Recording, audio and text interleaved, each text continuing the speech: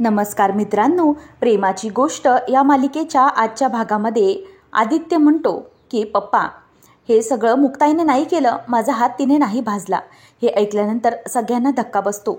तो म्हणतो की हे सगळं मी मुद्दाम केलेलं आहे. आणि सागरचा मात्र आता पारा चढतो. तो आदित्यवर हात उचलतो. त्याच वेळेला आदित्यवर हात उचलताना सगळेजण धक्क्यात जातात आणि आदित्यकडे पाहू लागतात. त्याच वेळेला आता आदित्यपर्यंत गालापर्यंत हात जाऊन सागर स्वतःचा हात थांबवतो आणि सई पटकन येऊन मुक्ताला मिठी मारते. त्याच वेळेला सगळेजण घाबरतात. सागरने आता सगळ्यांसमोर आदित्यवर सावनीच्याच हळदीत हात उचललेला असतो, म्हणून सगळ्यांना आता धक्काच बसतो. त्याच वेळेला आता सागरला पटकन सावनी बाजूला करते आणि म्हणते की काय काय चाललंय का हे तुझं आदित्य? हे सगळं तू का केलंस आणि हे करण्याची गरज काय होती? अरे तू स्वतःचा हात भाजून घेतलास, तुला काहीतरी कळतंय का? असं ती त्याला ओरडू लागते. त्याच वेळेला आता सगळेजण बघत राहतात आणि या सगळ्याचा माधवीला पण खूपच वाईट वाटत असतं. आदित्य पटकन उठून उभा राहतो आणि म्हणतो की मम्मा, हे सगळं मी फक्त तुझ्यासाठी केलं आणि मुक्ता तुला त्रास देते ना म्हणून केलं. मुक्तामुळेच प्रत्येक वेळेला तुझ्या डोळ्यात पाणी येतं आणि तुझ्या प्रत्येक गोष्टींमध्ये तिचाच अडथळा असतो. प्रत्येक कारणास्तव ती तुला रडवत असते, म्हणून मला तिचा खूप राग येतो आणि तुझ्या डोळ्यातलं पाणी मी बघू शकत नाही, म्हणूनच मी मुक्ताला हा त्रास देण्याचा प्रयत्न केला, जेणेकरून ती आपल्या कुठल्याच गोष्टीत येणार नाही आणि ती आपल्यापासून लांब निघून जाईल. म्हणूनच मला राग येतो तिचा आणि म्हणूनच मी हे सगळं केलं आहे, असं आदित्य बोलून दाखवतो. आणि हे ऐकून सावनीला तर धक्काच बसतो. त्याचप्रमाणे प्रत्येकजण त्याच्याकडे धक्क्यानेच बघू लागतात आणि इथे मुक्ताला मात्र खूपच वाईट वाटतं. आदित्य तिच्याबद्दल मनात इतकं विष धरून आहे हे पाहून तिला खूपच त्रास होत असतो. नंतर आदित्य म्हणतो की प्रत्येक वेळेला आपले पप्पा पण तिचीच साईड घेत असतात आणि प्रत्येक वेळेला तिच्याच बाजूने उभे असतात. तिने जरी काही केलं तरी तिला काहीच बोलत नाहीत, पण या उलट आपल्याला ते प्रत्येक वेळेला ऐकवून दाखवत असतात आणि खूप चुकीचं वागतात ते आपल्याबरोबर. तेव्हा सागर म्हणतो की तुला असं का वाटतं की मी तुझ्याबरोबर चुकीचा वागतोय? आणि प्रत्येक वेळेला मुक्ता बरोबर असते ना, म्हणूनच तिचं योग्य ते मी मांडतो आणि प्रत्येक वेळेला तू चुकतोस म्हणून मला तुला बोलावं लागतं आणि असं सगळ्यांसमोर ओरडावं लागतं. तुला कळतंय का? ती तुझ्याच भल्याचा विचार करते आणि तू मात्र तिच्याबद्दल इतकं मनात वाईट कसं धरून आहेस? आणि इतक्याशा लहान वयात हे सगळं करायला तुला कोण सांगतं? हे सगळं तुझ्या मनात कोण भरवतंय आदित्य? मला जरा सांग, असं आदित्यला तो विचारतो. त्याच वेळेला आता आदित्यला हर्षवर्धनने सांगितलेली वाक्य आठवतात की हे बघ बाळा आदित्य, जर मुक्ताला आपल्यापासून लांब करायचं असेल, तुझ्या आईचा दुःख संपवायचं असेल, तर मुक्ता ही आपल्यापासून कायमची दूर गेली पाहिजे. ही वाक्य त्याला आठवतात आणि त्यानंतर मग आदित्य हा म्हणत असतो की नाही, मला हे सगळे करायला कोणीच सांगितले नाही, मी हे सगळं स्वतःच्या मनानेच केलेलं आहे आणि माझ्या मम्माला त्रास होतो ना, म्हणूनच मी हे सगळं केलं, असं आदित्य बोलून दाखवतो. आणि त्याच वेळेला आता मुक्ताला मात्र खूपच वाईट वाटतं. मुक्ता ही रडत रडत म्हणते की आदित्य, असं का करतोयस तू बाळा? अरे माझ्यावर इतका रागराग नाही, नको करूस. मी खरंच तुझ्याबद्दल काहीही वाईट विचार करत नाही, प्रत्येक वेळेला तुझ्या चांगल्याचाच विचार करते मी. आणि तू माझ्यावरच्या रागापोटी स्वतःला इतका त्रास का करून घेतलास? आणि नको करूस असं. किती हात भाजला आहे तुझा, तुझ्यात इतकं विष पेरलंय की तू हे सगळं माझ्या त्रासासाठी स्वतःला त्रास करायला तयार झालास, असं म्हणून हे सगळं पाहून मुक्ताला वाईट वाटतं. तर माधवी मुक्ताला सावरत असते. तर मुक्ता म्हणते की आई बघ ना, याने काय करून घेतलंय स्वतःचं. त्याच वेळेला आता इन्स्पेक्टर साहेबांना सागर जाऊन हात जोडतो आणि म्हणतो की साहेब माफ करा, तुम्हाला खोटी तक्रार दिली, पण आता या मुलाने सगळं काही कबूल केलं. तेव्हा इन्स्पेक्टर साहेब म्हणतात की नाही, तक्रार आली तर येणं हे आमचं काम आहे. मुक्ता कोळी यांची याच्या विरोधात काहीच चूक नाही हे आम्हाला समजले आहे, पण तुम्हाला तुमच्या मुलाच्या विरोधात जुवेनाईल ॲक्ट अंतर्गत काही तक्रार वगैरे करायची आहे का? हे ऐकल्यानंतर आता आदित्य त्याचप्रमाणे सावनीला धक्का बसतो. आता मुक्ता लगेच बोलून मोकळी होते की नाही, आम्हाला अशी काहीच तक्रार वगैरे करायची नाही आहे. अहो आमचा मुलगा आहे, तो आमच्या कुटुंबातली गोष्ट आहे ती, आणि त्याच्याबद्दल मला काहीच तक्रार नाही आहे. प्लीज तुम्ही त्याच्याबद्दल काहीच बोलू नका. अहो तो लहान आहे, अशी तक्रार वगैरे आम्हाला नाही करायची, असं सर्व मुक्ता बोलून मोकळी होते. आणि आमचा कुटुंबातला प्रश्न आहे तो आम्ही सोडवतो, असं मुक्ताही पोलिसांना सांगते. आणि त्याच वेळेला पुन्हा एकदा मुक्ताने सागरचं मन जिंकून घेतलेलं असतं. आता पोलीस ओके म्हणून तिथून निघून जातात. तर तिथे इंद्रा म्हणते की आदित्य बाळा, हे काय करून काय घेतलंयस तू? स्वाती एक काम कर, या आदित्यला आणि सईला आपल्या घरी घेऊन जा आणि त्यांना काहीतरी खायला प्यायला घाल, त्यांना जरा शांत बसू दे तिकडे, जा स्वाती जा, असं म्हणून स्वाती ही त्या मुलांना दोघांनाही घेऊन जाते. इंद्रा म्हणते की बघ त्याचा हात किती भाजलाय, त्याला काहीतरी औषध वगैरे लाव, असं म्हणून आता स्वाती ही त्या दोघांनाही तिथून घेऊन जात असते. आणि सई आणि आदित्य दोघेही तिथून निघून जातात. आणि त्याच वेळेला आता सागरचं लक्ष हे सावनीकडे असतं. सावनीवर तो भयंकर चिडलेला असतो आणि मुक्ताला या प्रकाराचा खूपच संताप झालेला असतो. सागर हा सावनीकडे येतो आणि म्हणतो की काय हे सगळं काय आहे सावनी, आणि तुला हे सगळं पाहून खूपच आनंद झाला असेल ना. सावनी म्हणते की सागर काय बोलतोस काय तू. तेव्हा सागर म्हणतो की आदित्यने आज बघितलं किती टोकाचं पाऊल उचललेलं आहे. अगं इतका लहान आहे तो, पण त्याच्या मनामध्ये इतक्या प्रकारचं विष पेरलेलं आहे. अगं तू जे त्याच्यावर संस्कार देत आहेस ना, तेच त्याच्यासमोर उघडकीस येत आहेत. आणि तू जशा प्रकारे वागतेस ना, तसंच सेम तो तुझी कॉपी करतोय आणि तू जसं वागते तसं तो वागण्याचा प्रयत्न करतोय. तेव्हा मग ती म्हणते की आदित्यला मी असं काहीच सांगितलं नाही. तेव्हा तो म्हणतो की मग हे त्याच्या मनात इतक्याशा कोणी भरवलं, कोणी सांगितलं त्याला हे सगळं करायला. अगं ज्या सूडभावनेने तो वागतोय ना, उद्या जाऊन तो काहीतरी चुकीचं वागेल आणि त्याचा पश्चाताप करण्याशिवाय आपल्या हातात काहीच राहणार नाही. तो इतक्या सूडबुद्धीने वागतोय की कोणी मोठा माणूसही वागणार नाही. तुला कळतंय का, तू एक काम कर, तुला आई म्हणून त्याच्यावर काही चांगले संस्कार करता आलेच तर नाहीत ना. राहू देत, ठीक आहे, आता पुढे काय करायचं ना त्याचं ते मी बघतो. इतक्या चुकीचा वागलाय तो, आता इथून पुढे त्याला सुधारायचं काम हे माझं आहे. तुझ्या हातात असूनही तू त्याला सुधारू शकली नाहीस ना. मग आता मी आदित्यची कस्टडी घेणार आणि आदित्यला मी सांभाळणार. या सगळ्या गोष्टीत तुला जे काही करायचं आहे ते कर. तुला आनंदात राहायचं ना, तुला लग्न करायचं ना, तुला हॅपी राहायचं ना, तू राहा, पण आदित्यशिवाय. आदित्य आता तुझ्याकडे राहणार नाही, तू तुझं काही ते लग्न वगैरे कर, बाकी मी माझ्या मुलाचं काय ते बघून घेईन, असं सरळ तो तिला बोलून दाखवतो. आणि हे ऐकल्यावर पुन्हा सगळ्यांना धक्का बसतो. सावनीच्या पायाखालची जमीन हादरते. सावनी म्हणते की नको नको, प्लीज सागर असं नको करू, माझ्या आदित्यला माझ्यापासून अजिबात लांब करू नको प्लीज. त्याच वेळेला आता सागर म्हणतो की का नाही करायचं मी असं. अगं तू त्याला कधीही चुकीचे संस्कार देत राहिलीस आणि कधीपर्यंत मी त्याची अशी वाताहत बघत राहू. तुझ्यामुळे तो आज कुठल्या थराला गेला आहे. तो मुक्ताचा किती द्वेष करतो, जसं तू करते तसं तो करतोय. म्हणूनच लक्षात घे, आता इथून पुढे मी कधीही तुझ्याबरोबर त्याला ठेवणार नाही. मी कोर्टात जाईन, त्याची कस्टडी मागेन, सगळं त्याचं काही करेन, पण तुला आणि हर्ष मी कधीही तुझ्या ताब्यात देणार नाही. आणि माझ्या आदित्यला तर तुमच्या सावलीला देखील मी उभा राहू देणार नाही, असं तो तिला बोलून दाखवतो.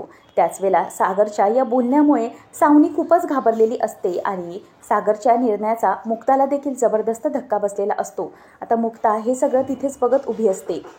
नंतर सागर तिथून चिडून निघून जातो. सावनी मुक्ताजवळ येते आणि म्हणते की मुक्ता, मी तुझ्यासमोर हात जोडते, प्लीज माफ कर. हवं तर आदित्यच्या वतीने मी तुझी माफी मागते की आदित्य तुझ्याबरोबर हे सगळं वागला, पण प्लीज प्लीज असं सगळं करू नका. प्लीज सागरला तू समजावून सांग ना की आदित्यला माझ्यापासून तोडू नका, त्याची कस्टडी माझ्यापासून घेऊ नका. अगं माझं त्याच्यावर खरंच खूप प्रेम आहे, मी आई आहे त्याची. मला मान्य आहे की हे सगळं घडतंय ते खूप चुकीचं घडतंय, पण मी त्याला समजावेन, सांगेन मी त्याला की इथून पुढे प्लीज असं वागू नकोस. आणि मी आदित्यबरोबर खूप स्वप्न पाहिली आहेत गं, मान्य आहे हर्षबरोबर मला लग्न करायचं आहे, पण या सगळ्यानंतर मी स्वप्न पाहिली आहेत की माझीही खूप सुंदर फॅमिली असेल, ज्यामध्ये मी हर्ष आणि आदित्य असू, आणि या सगळ्यामध्ये आदित्य माझ्यासोबत असेल, हर्षही त्याच्यावर खूप चांगल्या प्रकारे प्रेम करेल. प्लीज मुक्ता तू त्याला समजावू ना, मी हात जोडते, असं म्हणून ती रडत असते. तरी ते सागर हा ॲडव्होकेट सावंतांना फोन लावतो आणि म्हणतो की हे बघा, मला ते काही माहिती नाही, मला लवकरात लवकर माझ्या आदित्यची कस्टडी माझ्याजवळ हवी आहे. काहीही करून त्याला मला ताब्यात घ्यायचेच आहे, त्या सावनीच्या ताब्यात मला ठेवायचे नाही. अहो काय बोलताय काय, म्हणजे तुम्हाला कळतंय का, आदित्य त्या सावनीकडेच राहिला तर तो खूप बिघडेल आणि पुढे जाऊन तो खूप मोठे मोठे गुन्हे करू शकतो, तेच मला नको आहे. आणि माझ्या मुलाला मला सुधारायचं आहे काही करून, आणि म्हणूनच लवकरात लवकर ही केस फाईल करा आणि आदित्यची कस्टडी मला माझ्याजवळ घ्यायचीच आहे, असं काही न विचार करता तिथे तो बोलून मोकळा होतो. नंतर मुक्ता हे सगळं ऐकते आणि मुक्ता म्हणते की सागर, तुम्हाला काय वाटतंय की तुम्ही आदित्यची कस्टडी मागून तुम्हाला मिळणार आहे का. तेव्हा सगळेजण मुक्ताचकडे बघत राहतात. मुक्ता म्हणते की सागर, मला कळतंय की या क्षणाला तुम्हाला खूप राग येतोय सावनीचा आणि आदित्य दोघांचा देखील, पण तुम्ही एक असा विचार करा ना की खरंच आदित्यला इथे यायचं आहे का, आदित्यला इथे राहायचं आहे का, तो त्याच्या आईला सोडेल का, याचा विचार करा ना तुम्ही प्लीज. मला तरी वाटतंय की आदित्य हा सावनीशिवाय नाही राहू शकणार आणि सावनी ही त्याची आई आहे म्हणून तो तिच्याशिवाय कधीही जगच निर्माण करू शकत नाही किंवा तो कुठल्याही जगाचा तिच्याशिवाय विचारच करू शकत नाही. त्यावेळेला आता मुक्ताचं हे बोलणं ऐकल्यानंतर मात्र इंद्राला खूपच राग आलेला असतो. इंद्रा चवताळून उठते आणि म्हणते की का माझ्या आदित्यला माझ्या घरात राहायचं नसेल? अरे इथे तो का राहणार नाही? इथे त्याला म्हावरं खायला मिळेल, माझ्या सईशी खेळायला मिळेल, मग तो इथे का राहणार नाही? इकडे त्याला रोज रोज नवीन खायला मिळेल, गरम गरम खायला मिळेल. तिकडे ती सावनी काय नुसते त्याला पिझ्झे देत असते आणि तो पिझ्झा काय देते आणि जेव्हा ती मेड काहीतरी बनवून देईल तेव्हा माझ्या पोराला खायला मिळतं आणि इथे तर माझ्या पोराची सगळी चांगलीच काळजी घेतली जाईल, मग तो कणाला इथे येणार नाही. तेव्हा मुक्ता म्हणते की मम्मी तुमचं म्हणणं तुमच्या दृष्टीने अगदी योग्यच आहे आणि मलाही ते समजतंय, पटतंय, पण तुम्ही आदित्यच्या दृष्टीने विचार करा. आदित्यला तेच सगळं हवं आहे आणि आता तेच त्याचं जग बनलेलं आहे आणि आदित्य हा सावनीवर किती प्रेम करतो हे आपण पाहिलंय. तो माझ्यावर खूप राग करतोय कारण का की त्याचं सावनीवर प्रेम आहे. त्याला असं वाटतंय की सावनीवर त्याचं प्रेम आहे आणि मी तिला त्रास देते आणि म्हणून तो स्वतःचा आज हातही भाजायला त्याने कमी केलं नाही. आणि समजा उद्या आपण कोर्टात केस उभी केली आणि आदित्यची कस्टडी मागायला आपण सुरुवात केली तर काय होईल? तो जेव्हा बोलेल की नाही मला सागर पप्पाकडे नाही, मला माझ्या सावनी मम्माकडे राहायचंय, तर काय होईल याचा तुम्ही विचार केलाय का? आणि जरीही समजा आपण जबरदस्तीने त्याची कस्टडी मिळवण्याचा प्रयत्न केला तर इथे येऊन तो आपल्याबद्दल काय विचार करेल आणि आपल्या सगळ्यांचा तो खूप द्वेष करेल. त्याच्या मनातून आपण सगळे उतरून जाऊ कारण आपण जबरदस्तीने त्याचं प्रेम मिळवण्याचा प्रयत्न केलाय. तेव्हा मग आता हे ऐकल्यावर इंद्रा म्हणते की नाही माझ्या पोराचं त्याच्यावर खूप प्रेम आहे आणि माझा पोरगा हा नक्कीच इथे राहणार कारण हे त्याचं घर आहे. सावनी ही त्याच्या मनाप्रमाणे वागत असेल कदाचित पण इथे त्याला प्रेम मिळेल. तेव्हा मुक्ता म्हणते की हो मला मान्य आहे इथे मिळेल त्याला प्रेम, इथे त्याची सगळी काळजी देखील घेतली जाईल. असं करून आपण आदित्यला आपल्यापासून कायमची दूर लोटू असं मला वाटतंय कारण त्याचं सावनीवरच प्रेम आहे आणि तो कोर्टात हेच बोलणार की मला सावनी मम्माबरोबर जायचं आहे. तुम्हाला आठवतंय ना जेव्हा सई लहान होती तेव्हा सई देखील तेच म्हणाली होती की मला सावनी मम्माबरोबर नाही तर मला मुक्ताईकडे राहायचंय. तेव्हा मला माहीत नव्हतं की सावनीवर तिचं प्रेम नाही, पण जेव्हा ती तिच्याबरोबर गेली तिला तिचा सहवास लाभला तेव्हा तिच्या लक्षात आलं की तिच्यासाठी तिची मुक्ताईच योग्य आहे आणि म्हणून कोर्टात तिने फक्त माझी निवड केली. आणि या सगळ्यामध्ये आदित्यला देखील विचारतील. सई तर तेव्हा खूप छोटी होती, आदित्य मोठा आहे, तो पटकन बोलून मोकळा होईल की मला कस्टडी माझ्या पप्पांची नको तर माझ्या आईची हवी आहे, मला माझ्या आईकडे राहायचंय. आणि खरं बघायला गेलं तर सावनीने जरीही त्याला फितवलं असलं तरीही त्याचं तिच्यावर खूप प्रेम आहे आणि त्याचं प्रेम हे त्याच्यासाठी सगळ्यात श्रेष्ठ आहे. तिला जरा कोणी काही बोललं तरी त्याला ते सहन होत नाही, तो स्वतःच्या जीवावर बेतवतो. तर तुम्ही विचार करा की तो तिच्यावर किती प्रेम करतो आणि अशा प्रकारे जर त्याचं मन तोडून आपण इथे आणलं तर तो फार काळ इथे नाही राहणार आणि तो आणखीच काहीतरी दुसरा विचार करत राहील. त्यापेक्षा मला तरी असं वाटतंय की आपण यावेळेला त्याचा मनाचा विचार करून सावनीकडेच त्याला राहू द्यायचं. तेव्हा मग हे ऐकल्यानंतर तिथे सई येते आणि म्हणते की मुक्ताई हे सगळं काय चालू आहे? आदित्य दादाचं नेमकं काय चाललं आहे? तेव्हा मग आता ती म्हणते की आदित्य दादा आपल्याबरोबर का राहायला येऊ शकत नाहीये? मग मुक्ता समजवते की सई माऊ काय आहे ना की तुला कशी मी आवडते, तुला मी सोबत असावं असे नेहमी वाटते ना, तुला तुझी सावनी मम्मा नको असते तसंच आहे. कसं आहे ना आदित्यला मी नको असते तर त्याला सावनी मम्मा हवी असते. तो माझ्याबद्दल चुकीचा विचार करत नाहीये, पण काय ना त्याच्या मनात सावनी मम्माविषयी जास्त प्रेम आहे जसं तुझं माझ्याविषयी आहे. आणि काय आहे ना की बाळा प्रत्येक वेळेला तुला मी जशी आवडते तशीच त्याला सावनी मम्मा आवडते. आणि देवबाप्पाने काय केलंय तर प्रत्येकाला आपापली मुलं दिलेली आहेत. मला तुझ्या रूपात मला माझं पिल्लू दिलं आणि सावनीला तिच्या रूपात आदित्य दिलाय आणि म्हणूनच तो तिच्याजवळ राहतो आणि तू माझ्याजवळ असं ती प्रेमाने तिला समजवते. नंतर हे ऐकल्यावर आता स्वातीला देखील तिचं म्हणणं पटतं. सागरला मुक्ता म्हणते सागर प्लीज माझं ऐका, इतक्या घाईघाईने निर्णय तुम्ही घेऊ नका, जरा थोडा विचार करा याबद्दल. आणि सई जेव्हा लहान होती तेव्हा तिला प्रश्न विचारला गेला होता, इतका लहान मुलाचं बोलणं त्यावेळेला ग्राह्य धरलं गेलं होतं. मग आदित्य तर मोठा आहे, त्याचं बोलणं ग्राह्य नाही का धरणार? म्हणूनच तुम्हाला असं वाटतंय का की तुमचा आदित्य हा तुमच्याबरोबर येईल आणि त्याच्या मम्मीच्या विरोधात सावनीच्या विरोधात? तेव्हा सागर आणि सगळे गप्प बसतात. तरी ते हर्षवर्धन हा आदित्यला फोन लावतो आणि म्हणतो की व्हेरी गुड बेटा, खरंच तू खूप मोठं काम केलेलं आहेस आणि तू तुझ्या यावेळेला सिद्ध केलंस की तू माझाच मुलगा आहेस आणि हो तू खरंच माझा मुलगा आहेस आणि हे सगळं केलंस ना, तुझ्या सावनी मम्माच्या विरोधात जे वागतात त्यांना धडा शिकवलायस ना, खरंच मला खूप बरं वाटलं. आता त्यांना कळेल की तू काय करू शकतोस ते. आणि दुसरी गोष्ट म्हणजे तू आता आपल्या टीममध्ये आहेस. आपली एक टीम आहे सावनी टीम. आता लग्न झाल्यानंतर ना आपण काय काय करूया ना तेच बघ. तुझ्या मम्मीला जे जे काही त्रास देतात ना त्यांना आपण बरोबर धडा शिकवू आणि त्यांना त्यांची योग्य ती जागा दाखवून देऊ. बरं मी तुला विचारलंच नाही, तुला दुखतंय का? तेव्हा आदित्य नाही नाही असं म्हणून चला फोन ठेवतो असं म्हणून फोन ठेवतो. त्याच वेळेला आता हर्षवर्धन म्हणतो की वा खरंच टफ आहे हा, मला भारीच कामाचा मिळणार आहे हा आणि माझ्या बनण्यावरून आता हात पण भाजायला तयार झालेला आहे. आणि इथे मुक्ताने सांगितल्याबरोबर सागरला कळलेलं असतं. सागर म्हणतो की मुक्ता तुमचं अगदी योग्यच आहे, तुम्ही जे बोललात ते. मला तरी असंच वाटतंय की सध्या तरी आपण कस्टडीसाठी थांबूया, थोडा वेळ घेऊया, पुढे काय घडते ते बघूया. आता लगेच पुढे हे ऐकल्यावरती इंद्रा म्हणते की देवा ही सावनी इथे जेव्हापासून राहायला आले ना तेव्हापासून घरात नुसते क्लेश चालू आहेत. देवी एकविरे लवकरात लवकर या बाईचं लग्न होऊ दे आणि हिला इथून लवकर निघून जाऊन दे. स्वाती पण देवीला हात जोडते आणि सगळेजण आता वैतागलेले असतात. त्याचबरोबर आता मुक्तावर खार खात इंद्रा म्हणते की काय ग ए मुक्ता, त्या सावनीची मानलेली करवली आहेस ना तू, जाम पुढे पुढे करते ना सगळीकडे. पण आता घरातलं काय, घरातला सगळा किराणा माल संपलाय. उद्या एक काम कर, सगळी किराणा मालाची यादी कर आणि त्या किराणा मालाला देऊन दे आणि त्याला सांग सगळं सामान आणून दे. बस झालं आता सगळं लग्न. आता घराकडे लक्ष द्यायची वेळ आलेली आहे. घरात लक्ष द्या जरासं, नाहीतर नुसतं त्या लग्नातच रमून राहिलात. असं म्हणून ती आता तिथून निघून जाते आणि मुक्ता गपचूप उभी राहते, काहीच बोलत नाही. त्याच वेळेला आता तिथे सई उभी असते.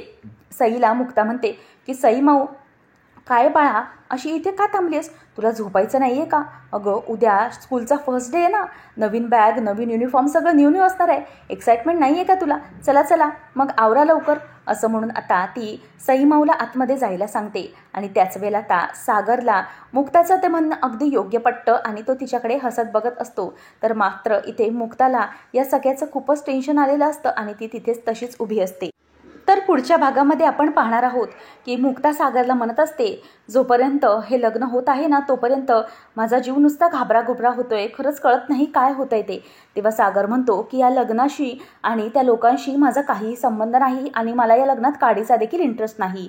तर मुक्ता इथे सावनीला म्हणते की सावनी तुम्ही माझ्या खोलीत इथे काय करताय आणि तुम्ही ही नथ अशी का धरलेली आहे? तेव्हा ती म्हणते की मुक्ता एक मिनिट, ही तुझी नाही माझी नथ आहे माझी. तेव्हा सागर तिथे येतो आणि म्हणतो की नाही ही तुझी नथ नाही तर ही मुक्ताची नथ आहे, ही माझ्या बायकोची नथ आहे. हे ऐकल्यानंतर आता सावनीला मात्र धक्काच बसतो. त्यानंतर सावनी तिथून निघून गेल्यावर सागर हा मुक्ताजवळ आरशात बघत असतो आणि म्हणतो की मुक्ता जे तुमचं आहे ना ते कायम तुमचं राहणार आहे. ही नथ आहे तीही आणि मीही. असं म्हटल्यावर मुक्ता त्याच्याकडे बघते. अशाच अपडेटसाठी आताच आपल्या चॅनलला सबस्क्राईब नक्की